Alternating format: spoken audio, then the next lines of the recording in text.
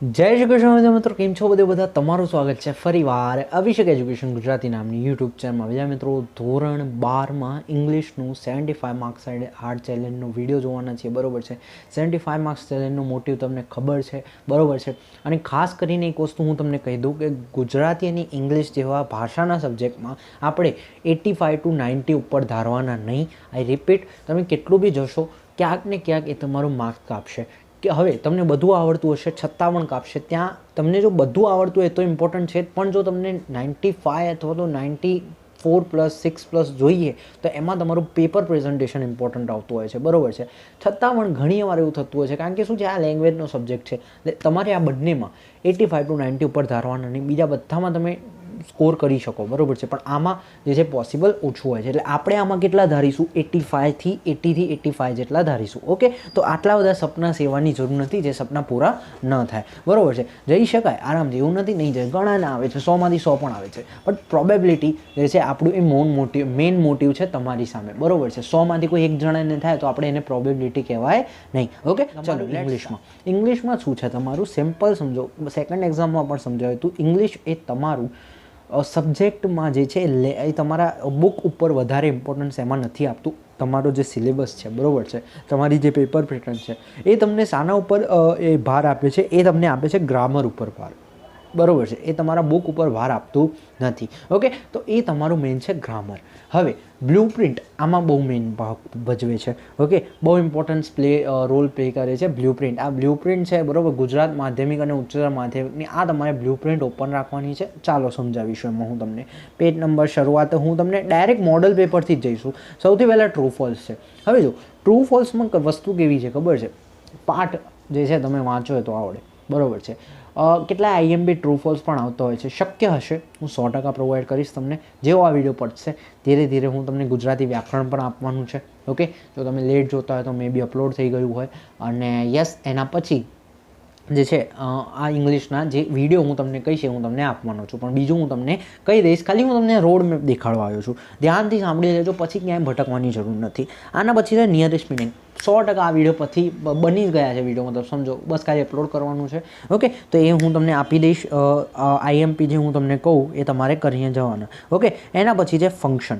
ફંક્શનમાં જો એના પછી જો 8, 9, 10 ફંક્શન છે, 10, 11, 12, 13 અને 14 એ પણ ફંક્શન છે, અને 15 થી 18 એ WH ક્વેશ્ચન છે.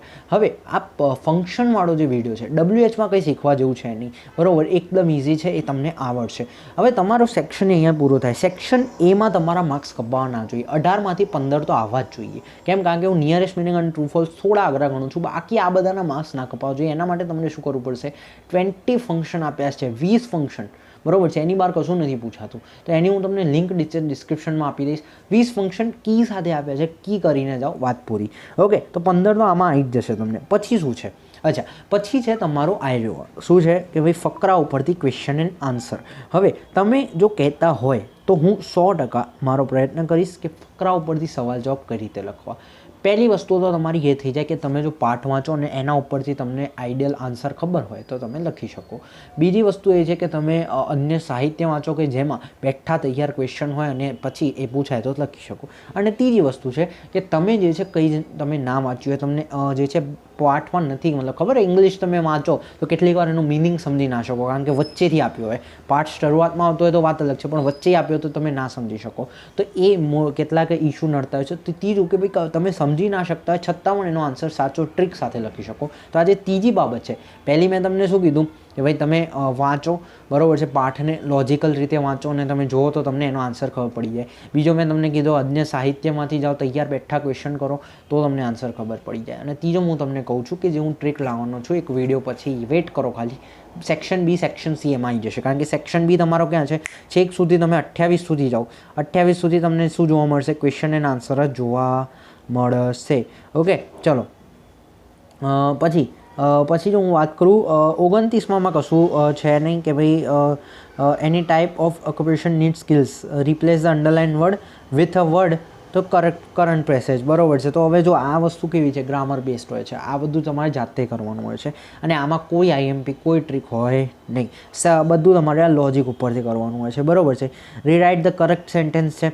હવે જો the ends holds the mouth, બરાબર, આ શું છે, આ શું હું તમને કહું, આ ends hold the mouth of the other ends. હવે જો આ તમારું કયું ચેપ્ટર એન્ડ્સમાંથી આવ્યું, તો આ પણ તમારા કન્ટેન્ટ ઉપર છે. જ્યાં સુધી તમે નહીં કરો ત્યાં સુધી આવડશે નહીં. ઓકે, ચલો પછી જો હું વાત કરું આગળ, શોર્ટ નોટના આઈએમપી ઓલરેડી અપલોડ છે, લિંક હું તમને ડિસ્ક્રિપ્શનમાં આપી દઈશ, જોઈ લેજો. ઓકે, પછી જો હું વાત કરું, કોઈ પણ બેમાંથી કોઈ પણ એક જ લખવાની છે ને તો વાંધો આવશે નહીં. પછી આ તમારે જે છે બુકના આવે, બરાબર છે, પણ આ મેં મેજર ક્વેશ્ચન નંબર 32, 33, 34 3 માર્ક્સ, આ બહુ અઘરા છે, ખરેખર બહુ અઘરા છે.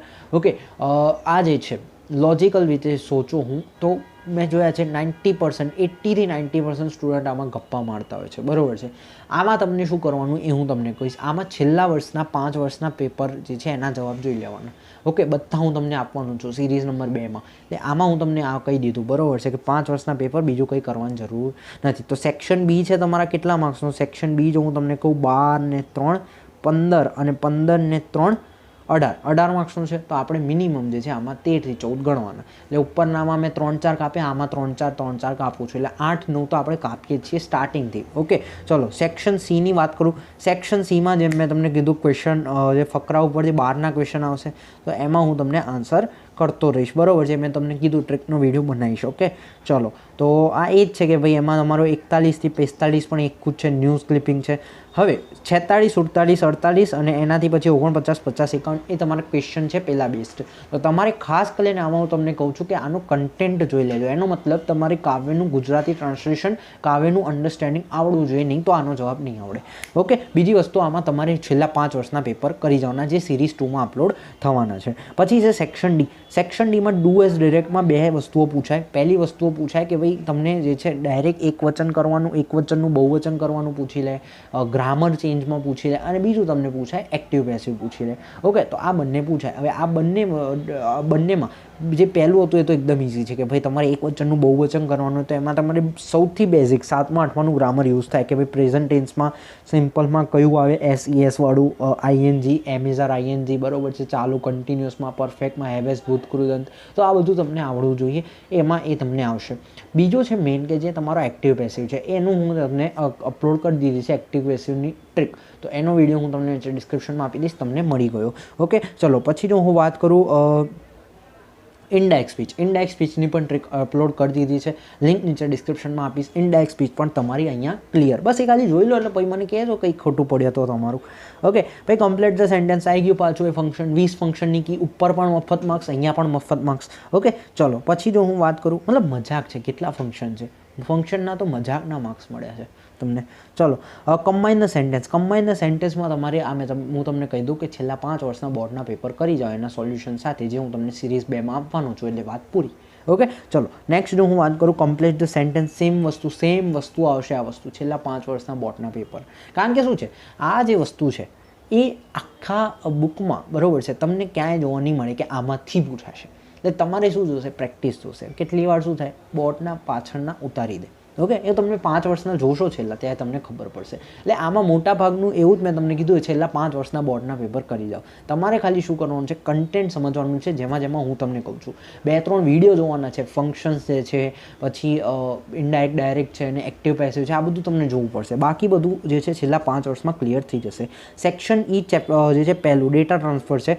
ડેટા ટ્રાન્સફર જે છે એ જનરલી જો જાતે જ કરવાનું છે. હવે આમાં શું હોય કે કોઈ એક ડેટા છે નહીં. ઓકે, કોઈ એક ડેટા નથી કે ભાઈ તમે ડેટા ટ્રાન્સફર કે ભાઈ જેમ કે આ પેલું હોય તો આ જ લખીને આવવાનું, બરાબર છે. કારણ કે ડેટા અલગ અલગ હોય, તો એના હિસાબે તમારે લખવાનું હોય છે. તો હું શક્ય હશે તો કરીશ, પણ આમાં કોઈ વધારે મહેનત કરવા જેવી નથી, બધું જાતે કરવાનું હોય છે. પણ એટલું યાદ રાખજો કે ભાઈ તમે ફકરામાં લખો. મેં કેટલાય જોયા છે કે અલગ અલગ જે છે આમ અલગ અલગ પોઈન્ટ્સ બનાવતા હોય છે, તો દેખાડવાનું નથી કે આપણે મેં 10 પોઈન્ટ લખ્યા, મેં 12 પોઈન્ટ લખ્યા. આપણે એક ટ્રીક કરવાની કે ભાઈ ફકરામાં લખવાનું, અને અડધાથી જે છે 75%, બરાબર છે, પોણો પેજ ભરાવો જોઈએ એટલું તમારે લખવાનું. એટલે તમારે માર્ક્સ આરામથી આપી દેશે. ઓકે, એ વાંચવા નહીં બેસે આટલામાં. એ તમે પેપર પ્રેઝન્ટેશન જોઈ લીધું છે, સિરીઝ નંબર 3 જોશો કે ખોટું હશે છતાં પણ સાચું, એમાં કામ આવશે. એ હું તમને સિરીઝ નંબર 3માં દેખાડીશ. પછી જો હું વાત કરું, પેરેગ્રાફ આપવાનું છે, જે છે તમારો એસે 3 છે. આરામથી એસે વિશે કહી આઈએમપી ભૂલથી બી કોઈ પણ શિક્ષક આપે ના કરી દેતા. હજુ પણ કહું છું, ના કરી દેતા, બહુ મોટી ભૂલ થશે તમારી. આયરી એસે કરી જવાની. ઓકે, ચલો પછી જો હું વાત કરું એસે ના કરવાના હોય યાર, બરાબર છે. એસે જાતે લખવાના હોય.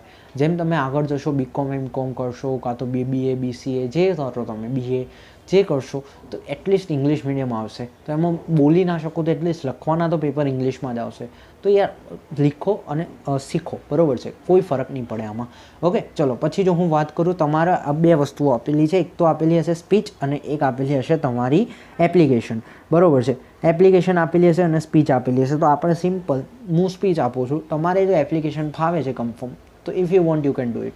બટ તમને લાસ્ટ યરનો સ્કેમ તમારા શિક્ષક મિત્રએ કીધો હશે, તો આપણા હિસાબે અત્યારે જો કે એ વસ્તુ રિપીટ નહીં કરે મારા હિસાબે, પણ છતાં પણ જો તમને સ્પીચ કરવી છે તો હું લિંક નીચે ડિસ્ક્રિપ્શનમાં આપી દઈશ. If you want you can do it, બરાબર છે. સ્પીચનું ફોર્મેટ તૈયાર હશે, અડધા પેજની સ્પીચ હશે, બેઠા માર્ક્સ મળશે, કન્ફર્મ મળશે.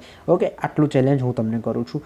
પછી મેલ આપેલો છે અને રિપોર્ટ આપેલો છે, તો આપણે ઈમેલ જ લખાય, બરાબર. તો ઈમેલના ફોર્મેટની લિંક નીચે ડિસ્ક્રિપ્શનમાં આપીશ. હવે તમારે મેં તમને કીધું શું કરવાનું છે આખું એ છે. હું તમને આના વિડીયો પર ક્યાંક ભટકતા નહીં. પહેલો જ વિડીયો તમારે જોવાનો ફંક્શનનો, બીજો વિડીયો તમારે જોવાનો ડાયરેક્ટનો, ત્રીજો વિડીયો જોવાનો છે એક્ટિવ પેસિવનો, ચોથો વિડીયો જોવાનો છે નિયરેસ્ટ મિનિંગનો, પાંચમો તમારે ટ્રીકનો વિડીયો જોવાનો છે કે જે આ નિયરેસ્ટ મિનિંગ અને ટ્રીક આવશે. બાકી બધા હું તમને ડિસ્ક્રિપ્શનમાં આપી દઈશ, બરાબર છે. કયા કે ભાઈ પેરેગ્રાફમાંથી આન્સર કઈ રીતે લખવાનો એ ટ્રીકનો, બરાબર છે. પછી તમારે જે છે ઈમેલનો વિડીયો જોવાનો છે, પછી તમારે સ્પીચ રાઇટિંગનો વિડીયો જોવાનો છે. બસ બીજું પતી ગયું. બીજું શું જોયું, સાના વિડીયો જોશો હજુ, બસ આટલું બહુ થઈ ગયું. અને પછી એના પછી સીધી 2માં તમારે 5 વર્ષના પેપરના વિડીયો જોવાના છે. એટલે આમાં શું IMP હતું, આમાં આ બુક કામ આવી તમને? મેં તમને જે કીધું બુક કામ આવી? તો કે ના, નહીં આવી તમારે કામ. તમને ક્યાં કામ આવશે ખબર છે? આ મેં તમને કીધું જે કન્ટેન્ટ ઉપર કામ આવશે. શોર્ટ નોટ તમે લખશો, શોર્ટ નોટનો પણ હું તમને ડિસ્ક્રિપ્શનમાં આપી દઈશ, જોઈ લેજો.